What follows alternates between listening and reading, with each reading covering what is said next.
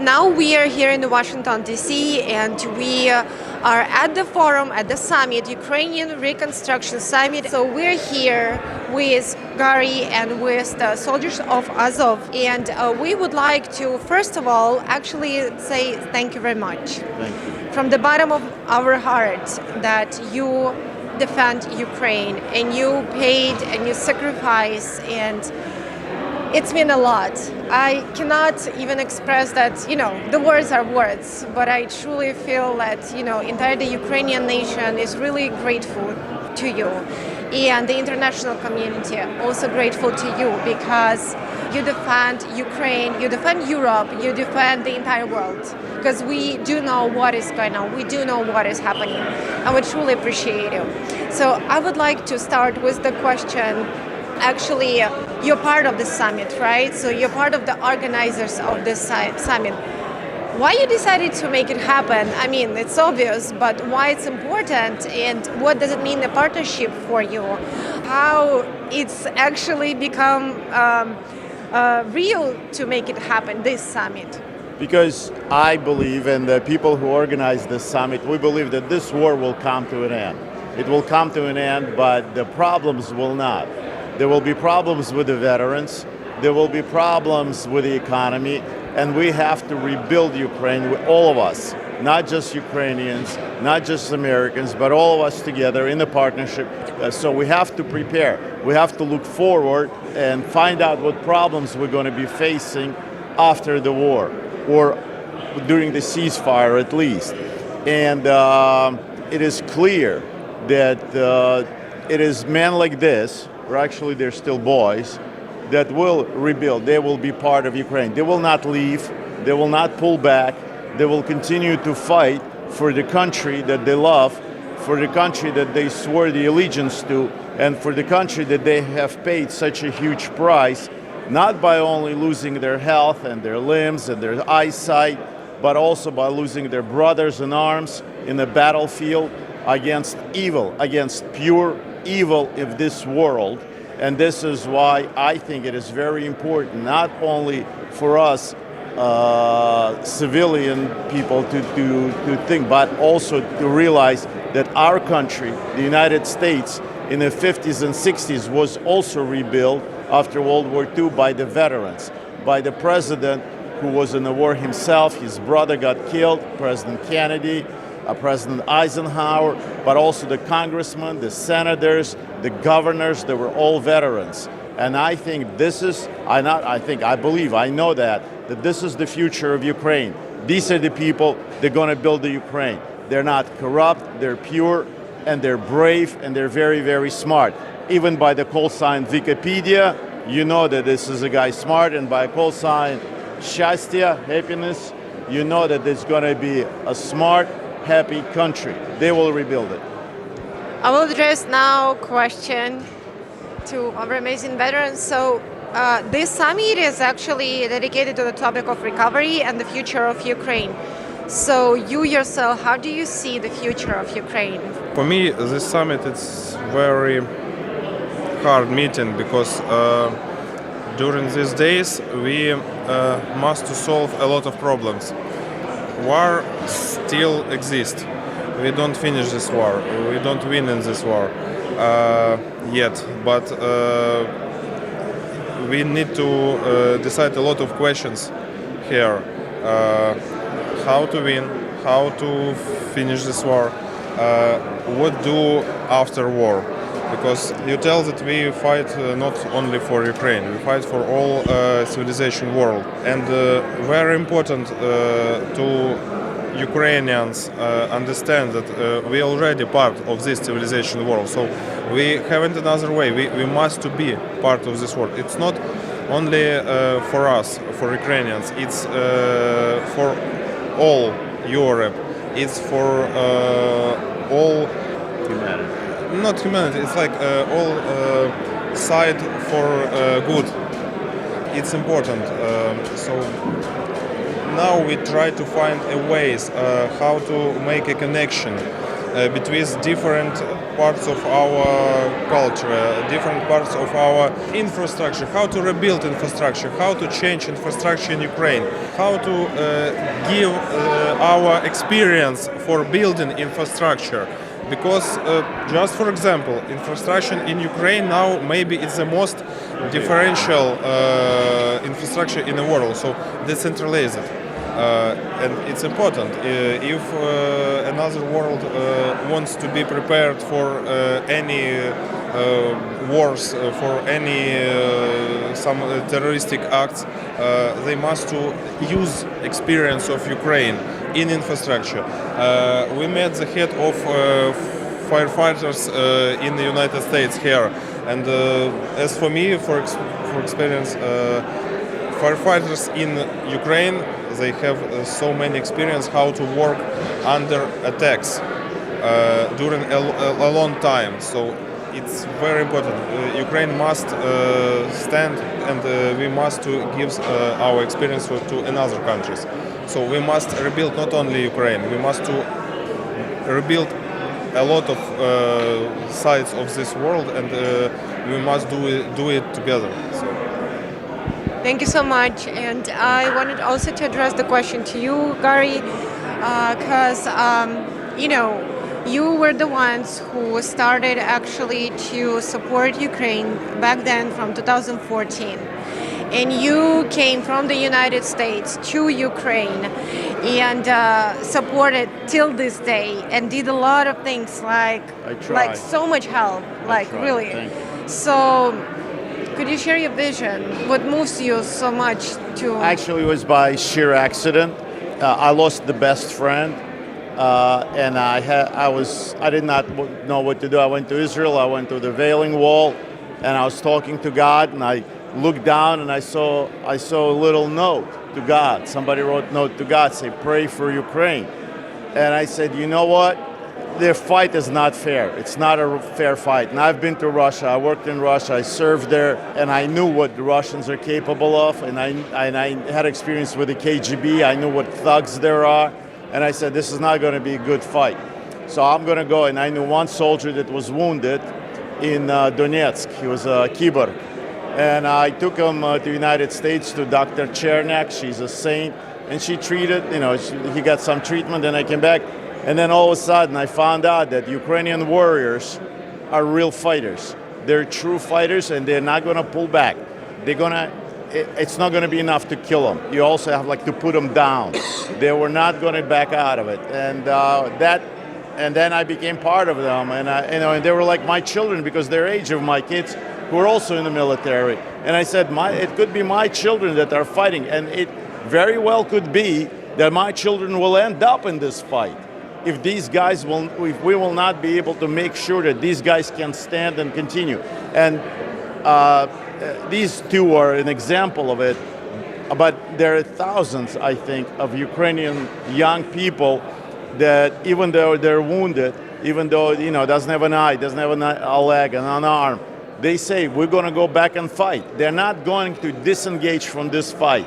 And somebody who spent 30 years in the military, say, you can't let these people down. You can't let them die like that. I'm going to be standing with them regardless of politics, regardless of presidents.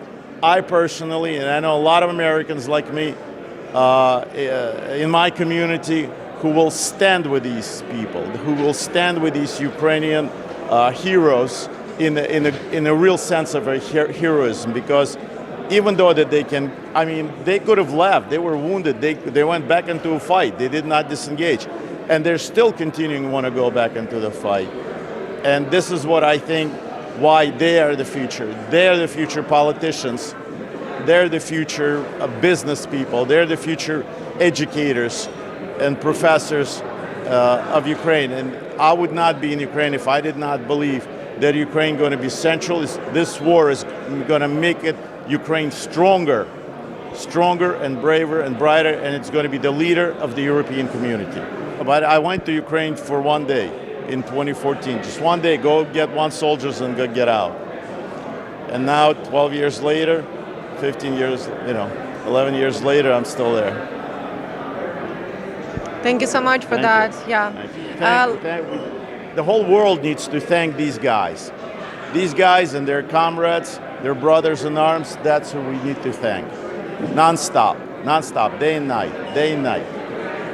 What is it for you, maybe we can start from you. What is Ukraine for you? Ukraine is my motherland, so it wasn't my choice, but it's my honor to be a soldier of Ukraine, to be a veteran of Ukraine. Now I understand in my life better than before it. So now for me it's not just a piece of land, it's not just a point on a map, so it's more than, it's even more than me. First of all, it's a people. I serve in Mariupol, this guy from Mariupol, and it's hard to explain, but I love people of Ukraine more than my life, because it's not because I must do this. Maybe it's because I see thousands of people who was killed by Russians. So now it's not just a business, it's my personal, and I cannot stop. I haven't this way, so I just need to find a way how to be more useful for Ukraine, because it's more than me. A lot of people thank us for helping them, but in reality, we're not helping them. They're helping us, they're helping you, they're helping me. Even psychologically, they're helping. I'm honored that these warriors have accepted me to be part of them. And I think that this is how the community is measured, by how the veterans accept the community for the one that they fought for. So it is my honor to be in their company, in the company of this bright, brave young man. Again, I will not be tired to say they're the future of Ukraine. One more question just come to my mind, because we did have interviews with Pastor Burns. Yes. And he did speak today on the stage, and he delivered a very powerful message, and he stayed for the human rights, for religious liberty across the world. By what he said about Ukraine and the experience he has got, that he has been told before he got into Ukraine, before he's seen everything by his own eyes. He himself said that he was a victim of the Russian propaganda. He was the victim and listening to that in Ukraine there is no freedom, there is no religious liberty, that here is the dictatorship and tyranny and so on and so forth. And that's what he himself delivered. But then he said, but then I get into Ukraine and I seen everything by my own eyes, and I got it. It's totally opposite. And that's here we see how much is this powerful Russian propaganda and the role of the propaganda, and how much is that important to bring the messages and really show what's going on in Ukraine, really. And that's what is thanks to you, because you are the ones who helped actually to bring people to see what's on the land, what is really happening. And what Mark Burns seen is that all the religious liberty, having prayer breakfast in Ukraine, sharing, they have differences. Yes. That's fine, Yeah, well, it wasn't our idea. The thing is, propaganda does work, but the propaganda has to also work in Ukraine. And Israelis did that. Whenever there were politicians or people of influence, or journalists, famous journalists, policemen, congressmen, senators, anybody of influence who spoke badly about Israel, Israelis would invite them in and say, let us show you Israel, let us show you our soldiers, let us show you this. And the people were coming back to the United States being Zionists. They became very pro. So we kept saying, we kept insisting, do not badmouth these people. Do not attack them. Invite them. And Rabbi Osman and I and several other people, we went to Tucker Carlson and said, come see Ukraine. What you're saying is not right. Didn't work out. So we went to a lot of people like that. And then we came to Mark Burns, which to me at first I was said, listen, he's a black reverend. What does he has to do, with Ukraine? Yes, he's MAGA. Yes, he's very pro. He's a black community that he leads is pro-Trump, and my community is pro-Trump, and what we call Russian-speaking community, which is including Ukrainians, post-Soviet. We say invite these people. Do not fight them. So, out of the blue, I never would have thought that Reverend Burns would agree. Always says, Ukraine, I'll come to Ukraine. I'll see it for myself. I'm not going to... Again, maybe because he comes from a community that was oppressed and was attacked as well, unfairly judged by the world. He doesn't trust just because somebody says, Jews are bad or gypsies or Ukrainians are Nazis, AZOVs are not. He comes in, we take him, we show him, and now he's a Shir Ukrainets. Now he's in Vyshyvanka walking around the Congress talking. In front of me, he texted to President Trump. It must have been 4 o'clock in the morning in the States. And then he gets back, President Trump. He says, no, he says, President, this is not how it is. And this is the thing. The propaganda has to work both ways. Russians, very good at it. They're very, very good at it. They convince many people. For example, we had a huge tragedy in my country now because Charlie Kirk got murdered like this in cold blood in front of his children, in front of his wife. I mean, a lot of people are very upset about it. It's like Martin Luther King's assassination. So in my country. And from Ukraine, we get a lot of Americans are sending it to me. Look what the Ukrainians are saying. Look what they're happy about. This. What do the Russians do? They come out and they said, we feel bad for you. We feel bad for American people. We're with you. We hope you find the killer. We hope by law and order you would judge him in a court of law. And all the Americans are saying, what, Russians are not so bad. Look, they understand our pain. And the Ukraine. So this has to change. It is your job as a journalist to turn this around, to bring these Americans in, to deliver saying, no, what you're saying, the way you see Ukrainians is wrong. You're falling for Russian propaganda, and we're not going to be cooperates with this. We're not going to help you to do that. So Thank you so much for this explanation and for this example, because that's what I personally, for me, it's a big thing. Yeah, because look, do you think Russians really feel bad? They probably never heard of the man at the Kirk. But as soon as they got the vibe from United States, oh, look at that, Ukrainians are celebrating his death. This is what we get in the media there. This is what gets interpreted into American media. Somebody been told that. Yeah, the Russians come out right away and they're saying, oh, you know what, we feel for you, like that. And they turn American people against Ukrainians. So we need to work on it. We need to work on it very, very hard. And it is, I think, responsibility of many journalists in Ukraine. And I think also, just to add a little bit, usually when everybody who's saying such things, celebrating somebody's death and stuff, usually there are just a couple of people, to be honest, not that much, but they're very loud. Yes, but absolutely. Those who are not supporting, absolutely.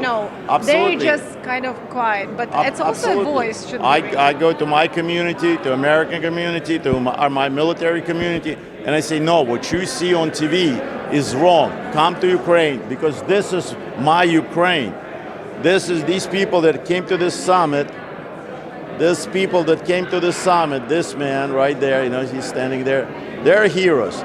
They're my Ukrainian heroes. He was a very, successful businessman.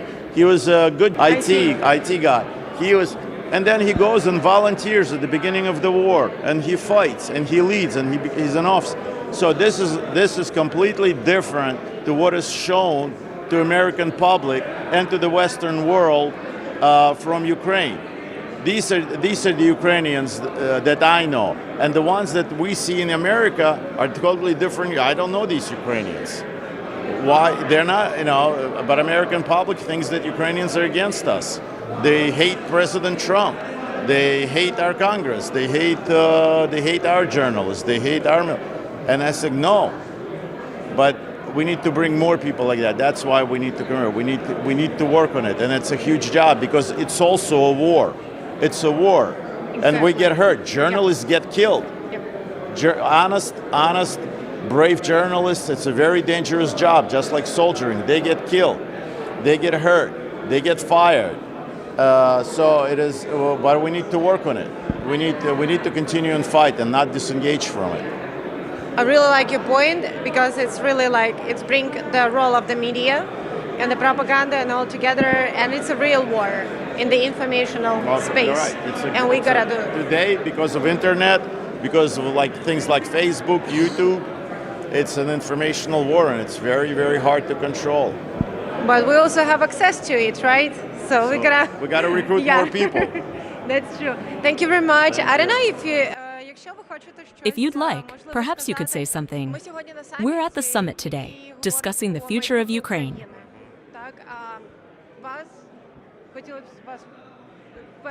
First of all, we'd like to say a sincere thank you for defending us. Kindest regards to you, and words fail to express our gratitude. We do what we can and what we must.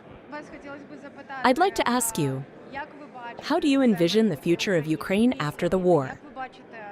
What would you like to see in Ukraine? First and foremost, as a representative of the National Council of Military Veterans, I believe that before we begin reconstructing Ukraine, we need to help the people who are returning from the front. It's our main task, it's our vision that we are implementing. If people return, they will rebuild their country. That's what I believe. This is the most important task we are currently pursuing. What does Ukraine mean to you personally? It's my homeland. It's my life. That's why I went to war, to fight for my life, for my family, for my people, and for my land. Thank you so much for that. Do you have any other message? What would you like to say to the international community? First of all, I want to thank all the people who care about Ukraine, like Gary, who's doing everything he can for Ukraine out of his own will. I also want to express my gratitude to the people of the United States, who've been helping us from the very beginning and continue to do so in such difficult times. And most importantly, I want to say that it's crucial for everyone to stand united now. To unite against the aggressor, against the war, and against all the terrible things happening in our country. If we are united, we will win. If not, we will lose everywhere. I want to add something. I say that if we did not believe that Ukraine has a future, bright future, this summit would not be happening. So all the people that are here that are taking part in it, starting with Brock Pierce, with Dr. Burns, and Alex, Isha, George, all these people, about another dozen of people that worked so hard to make this summit happen. If we didn't believe in Ukraine, we wouldn't be doing it. That's a big hope. This is a great hope for all of us. And I truly agree with you. If we stand together, it will definitely happen. We will win and we will live. And that is the most important thing. So as far as I understand that Rabbi Osman also supposed to be here, Yes. Is that correct? Yes, he was supposed to be here, but his plan was actually changed. There were some things that happened and he had to go and see some important people, which he made a decision. There were a lot of conversation, let's say, between all of us, but a rabbi made a very good command decision, and he says, yes, it would be a very good photo opportunity for him, it would be very good exposure for him, but there was more important thing for him to go and to discuss future of Ukraine with very influential people. So he says, you take my part, you do the things, but I'm going to go do the soldier's job and fight in the trench. So Rabbi Asman decided against our advice to go and fight at the different front for Ukraine, which is probably at his own expense. He could have been here and he could have been meeting all these people, and he could have been on TV and in the papers, but he chose to do something because I guess he knows that God is watching, and he's got to do the right stuff at the right time and continue to be on the right side of history. That's, when we talked to Pastor Burns, and we've seen, that actually Rabbi Asman actually invited him Yes. to Ukraine. And what I also, saw the social media and tried to, read it and stuff, and I saw how Rabbi Asman also wrote a song Yes, his for son got Donald killed, Trump. yeah. And show everything. And that's touched me personally so much. Right. And I think that's something which is very important to do. Even Rabbi Asman is not here, but I would like, But to bring this up. He's here in our spirit, and he has many friends here. And he organized a meeting between Pastor Burns and mothers and wives of AZOV prisoners. And I wouldn't even call them prisoners of war. They're prisoners, treated like prisoners, not POWs, against the Geneva Convention. And the mothers were saying, we're not racist. Our sons are not racist. They're not Nazis.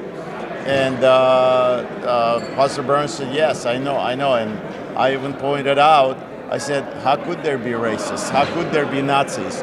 They're talking to a black man in Kiev in the synagogue. So that was, again, we need to do more of these things. The reason is because I'm showing this example, how we have to change people's view and opinions of Ukraine, of AZOV, of KRAKEN, of the Ukrainian soldiers, brave leaders like that. And this is what we need to promote. Thank you so much for everything. Thank you so much for this event. Thank you for coming here and spread the voice out, because I do know we do a lot, we speak a lot, we advocate a lot, but when they hear you, we fight a lot. And These guys fight. They're fighting. yeah, I know you are a fighter, but at the same time, even once you come for a while here, And they Rabbi also need Asman to is see a it, fighter too. Rabbi Asman is a fighter too, and he's a great ambassador of Ukraine in Israel and the United States.